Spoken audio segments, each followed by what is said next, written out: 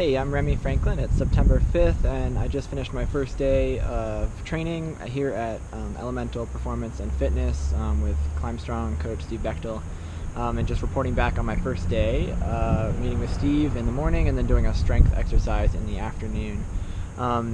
So far, so good. I think I'm really going to get what I was looking for up here, which is not just someone like telling me what workouts to do, but a better understanding of training and sort of how I can build a program for myself, and how to do sort of some of the basic exercises, how to train strength, how to train power. I'll tell you two things about my first day. The first is just a couple of sort of takeaways from me, simplified sort of key points about like things that I thought were interesting and kind of really are fundamental, I guess, to training for climbing. And then I'll talk a little bit about the specific strength workout that I did. So sort of three takeaways. First one is just that I think we should be training strength and power and not really endurance, at least for where I'm at, and I think for most climbers. You can really build endurance on the rock while you're outside climbing, and usually like the bulk of what we need is strength and power. And I think Steve explains this pretty well, so I'll let him take over.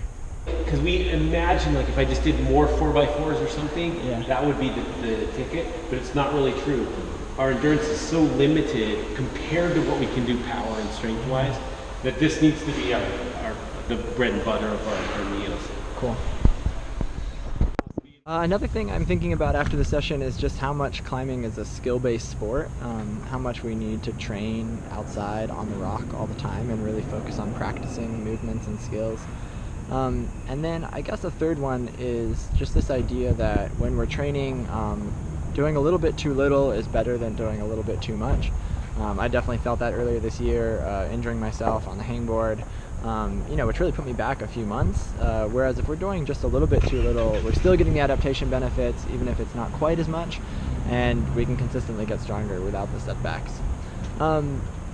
So then to go on to what we actually did today, it looks like before all of my climbing workouts or bouldering, I'll be doing sort of a general movement-based warm-up, which sort of they've developed here at the gym. I found these movements really helpful. It's pretty similar to stuff that I already do most of the time, but I think just having this list of workouts and a set routine, you don't have to think about it, it just takes 10 minutes, you just do it every time, is a really good way to also prevent injury and just come into a session feeling really warm and ready to go.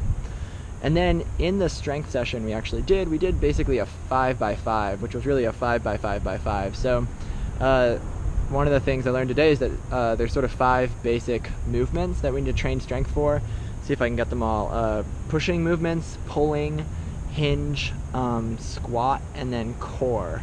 And I'm sure you can read about all of those on the Climb Strong website, but for me today that meant doing 5 sets of, or 5 reps for each of those 5 movements and doing 5 sets of those. So I started with an overhead press with a kettlebell, and then did a deadlift, and then the third workout was like a row, so that's the pulling motion, like on a bench with one arm, and the fourth was a lunge squat, so holding 2 kettlebells, doing a squat and a lunge, and then the fifth was leg raises, so hanging leg raises. I ended up doing them on a bar, holding on 2 bars, lifting my legs. So going through those 5 strength workouts was really useful. I think Steve emphasized that I'll be changing those workouts, but those are like the 5 basic movement patterns that I'm going to be training through strength workouts, and I'm sure I'll keep doing those specific workouts, but then also mix it up a lot.